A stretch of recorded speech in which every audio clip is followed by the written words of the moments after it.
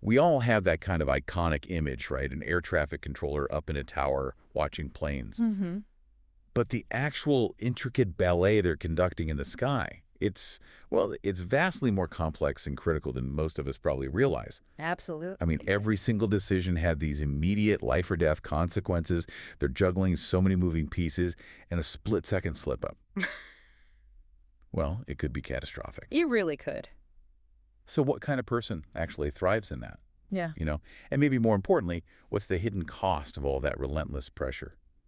Today, we're doing a deep dive into the critical high-stress world of air traffic controllers, ATCs. Right. And our deep dive, it's based on some recent research articles really focusing on their health, their well-being, and just the incredibly demanding nature of the job. Yeah, there's some compelling stuff out there. Our mission really is to try and understand the unique challenges these ATCs face, how it's impacting their health, and crucially, why this often seems to go unnoticed.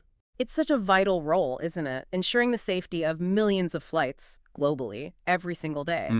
But what's truly surprising and honestly quite concerning is that despite this huge responsibility for public safety, our sources are finding some unexpected things about how these professionals approach their own health. They're all well-being. Exactly. It really does seem like there's a kind of silent struggle happening beneath the surface. A silent struggle. That sums it up. So let's start by really painting a clearer picture of what air traffic controllers are actually doing day to day. Because it's way more intricate than just that tower image. It really is. These are the unseen folks safeguarding aviation commuters, often round the clock, 24/7. They're not just directing one plane here, one there. They're choreographing the entire flow. The whole system. Yeah, managing takeoffs, landings, coordinating multiple aircraft in busy airspace, meticulously keeping safe distances, routing around bad weather, making sure it all flows smoothly on time. It's incredibly high demand, high risk work. It demands intense observation, sharp cognitive judgment, like split-second conclusions, and super precise communication. Yeah, specific ways of talking, specific interactions. Right. It's a job where good enough just Yeah. isn't an option. No, not at all. And the cognitive load is just immense. Imagine trying to process these constant streams of information, both what you hear and what you see. All at once. All at once. Analyzing it, prioritizing it, responding instantly, all while maintaining absolute vigilance in an environment that's constantly shifting, often really rapidly. Right. They're evaluating speed, altitude, direction, distance for multiple aircraft, maybe dozens, while also staying aware of changing weather. Right. It's like this intricate, high-stakes mental dance. Wow. It demands a kind of focus few other jobs require. It does sound almost superhuman, processing all that in real time. Makes you wonder how the technology has kept up that helps manage that complexity. Well, yeah, the sources give us a pretty fascinating glimpse into that evolution. ATC started with these early procedural methods, relying heavily on time and distance calculations. Which sounds prone to error. Very prone to human error, as you can imagine. Then came the big breakthrough, primary radar, bouncing radio waves off planes to see where they were. Okay, the game changer. A huge leap, moving from reactive guesswork to more proactive, data-driven safety. Right. The next big step was secondary surveillance radar, SSR. That, combined with transponders on the aircraft, gave controllers much more precise info, not just position, but altitude identity. Ah, so knowing which blip is which. Exactly. And today, we're talking cutting-edge stuff like ADSB, automatic dependent surveillance broadcast. It's satellite-based. Okay. Gives everyone, controllers and other planes, highly accurate positions. It really enhances situational awareness for the whole system. So each step makes things safer, but maybe adds more data to manage. That's the paradox, exactly. Each technological leap reduces risk exponentially, but it also adds new layers of data, more sophistication for controllers to interpret instantly. And what's really key to grasp here is that air traffic controller isn't just one job. Ah, right. It's not monolithic. Not at all. It's more like an umbrella term for several highly specialized roles. Think of it like this. You've got the Area Control Center, ACC. They handle the en route traffic planes at cruising altitude between airports. Okay, the long haul part. Right. Then there's the Terminal Control Area, TMA. They handle arrivals and departures, that busy airspace around major airports. The approach and takeoff zones.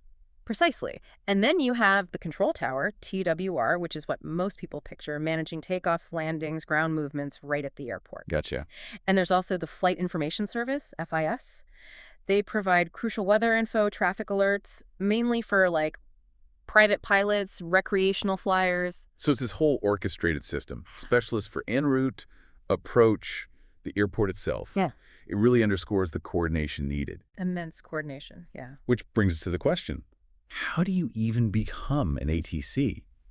Getting into such a complex, high-stakes system, I imagine the process is pretty tough. Oh, it's as rigorous as the job itself. Yeah. It's designed to filter for those rare individuals who can handle that unique pressure cooker environment. So what does that look like? What's the bar to entry? It's incredibly high. Candidates face rigorous tests assessing, well, everything. Yeah. Spatial awareness, analytical thinking, psychological resilience, how they handle stress, problem solving, teamwork. The whole package. The whole package. And then there are equally stringent medical standards. Any prior psychiatric or medical illness thinking, anxiety, major depression, heart disease, even uncorrected vision that can be grounds for disqualification. Wow. It's a job where peak mental and physical condition aren't just nice to have, they're absolutely mandatory. Okay, so the medical side is just as strict. And the training. Extensive. Typically, 6 months of intensive theory, then another 6 months in simulators, running through every scenario imaginable. Practicing emergencies. Exactly. Then a full year of on-the-job training, supervised closely by an experienced instructor, and it all culminates in a state exam to get your license. So it's a multi-year process just to get fully qualified. Definitely not a path for the faint of heart. No kidding. And once they're in the job, the day-to-day pressures are just relentless, aren't they? Beyond the inherent demands we've talked about. Yeah, ATCs face these unique stressors, things like low staffing levels, which is a big one right now, rotating shifts that just wreck your sleep cycle, often noisy, hazardous environments, long hours, and even a lot of administrative tasks that pull them away from the main job. That sounds draining. And what's particularly jarring, something our sources highlight, is that ATCs are often expected to keep performing during or immediately after emergencies. Wait, like right after a near miss or an incident? Exactly. Moments of peak adrenaline, maximum mental strain, and this lack of proper recovery time after critical incidents, it can profoundly impair their performance. That seems dangerous. It poses a significant, undeniable risk to flight safety. The human brain just isn't built to reset instantly after that kind of trauma or stress. That's a staggering expectation. How does anyone function like that consistently without completely burning out? That's a huge challenge. Our sources mentioned a really interesting detail from Poland, actually. An example of how some systems are trying to maybe proactively mitigate this. Oh, yeah. What's that? So in Poland, ATCs work these irregular 8-hour days. But get this, their structure involves 2-hour operational shifts, followed by mandatory 1-hour breaks. A full hour off after 2 hours on? Yeah. And during these breaks, they have access to recreation facilities, gyms, swimming pools, tennis courts, quiet rest lounges, even entertainment rooms with ping pong, foosball, game consoles. Wow, that's quite comprehensive. The whole idea is to help them properly refresh, maintain concentration for the next stint. It's a very deliberate effort to fight that mental fatigue. That's a really insightful model. It acknowledges that critical need for mental recovery time built right into the workday. And if you connect this to the broader picture, research suggests that the burnout and depression rates among ATCs, they're actually similar in scope to what we see in teachers. Another incredibly demanding profession. Absolutely. And like nurses, ATCs operate under intense pressure, making accurate, timely decisions that impact lives every single day. That kind of chronic stress, as Botha and colleagues pointed out, significantly impacts high-level reasoning, attention, memory. And the very skills they need most. Precisely the skills needed to keep us all safe up there. Okay, so given everything we've discussed, the immense pressure, the mental gymnastics, the life or death stakes, you'd think these professionals would have really robust support systems in place. You would expect that, wouldn't you? But what the research actually shows about how ATCs manage their own health, or maybe how they don't, is, well, it's startling. This is where it gets really interesting and, frankly, quite alarming. It really is. A key finding, an emergent theme from recent interviews, is that ATCs often actively hide their health problems. Hide them. Why? They are significantly unlikely to seek medical help or mental health treatment for what's bothering them. And the why boils down to fear. Fear of what? A profound fear of losing their qualification, losing their medical clearance, or even just losing their job entirely. Yeah. And many controllers express this deep-seated belief that, without a college degree, they wouldn't find another career that pays as well. So they're incredibly hesitant to risk their current employment. So this fear just traps them It creates this awful cycle where their health suffers in silence because the perceived cost of asking for help is just too high. Precisely. And the consequences of that reluctance, they're severe. For the individual controller, obviously, but ultimately for public safety, too. What kind of consequences are we seeing? Well, participants in these studies reported experiencing or witnessing high levels of burnout, chronic insomnia, cardiovascular issues, obesity, significant stress impacting relationships. All linked back to the job. Yeah. And many also mention using alcohol to cope with the stress. It's a form of self-medication that, might be less prevalent if they felt safe seeking actual constructive help. Right. And the system itself often doesn't help. Lack of resources like enough time off, proper rest, confidential counseling, it just makes the problem worse. It's a truly concerning cycle. You mentioned shift work earlier. Let's dig into that a bit more. There was a 2016 study, Sonati and colleagues, looking at Brazilian ATCs. Right, that's a good one. Focused on controllers with that rapid counterclockwise shift rotation, which is pretty common. And it found widespread health issues directly linked to those working conditions, didn't it? It really did. On the physical health side, for instance, something like 43% were sedentary or just not active enough. Wow, nearly half. Yeah. And even more alarming, 76%, three-quarters, were overweight or obese. Nearly half had excess body fat. That puts them at high risk for all sorts of obesity-related diseases. And blood pressure. A full 20%, 1 in 5, had stage 1 hypertension. That's a major indicator of cardiovascular strain. These aren't just numbers, they're clear warning signs. Definitely. And what about sleep? The shift work must hammer that. Oh, absolutely. The study found ATCs slept significantly less on workdays, just over 6 hours on average. Compare that to the more than 8 hours they got on days off. Big difference. Huge. And those night and morning shifts were the worst. Some controllers were getting as little as 3.5 hours of sleep before a night shift. 3.5 hours. Yeah. And then guiding planes. Imagine performing that job, making those critical decisions on that little sleep. It seriously compromises performance and, by extension, safety. So physical health suffers, sleep suffers. What about their overall well-being, their quality of life? Unsurprisingly, that took a hit too. The study showed lower scores for quality of life in the physical domain, obviously, but also significantly lower scores in social relationships. So it affects life outside work, too. Definitely. It indicates a poorer perception of overall quality of life, and it's directly linked to that work-related stress spilling over, impacting well-being and social connections. But here's what's fascinating and really important. The study showed a clear correlation. Longer sleep hours directly linked to a better perception of quality of life and a better perception of the work environment itself. So sleep isn't just about feeling rested. It's not just about feeling good. It's directly tied to performance, safety, and how they even view their job.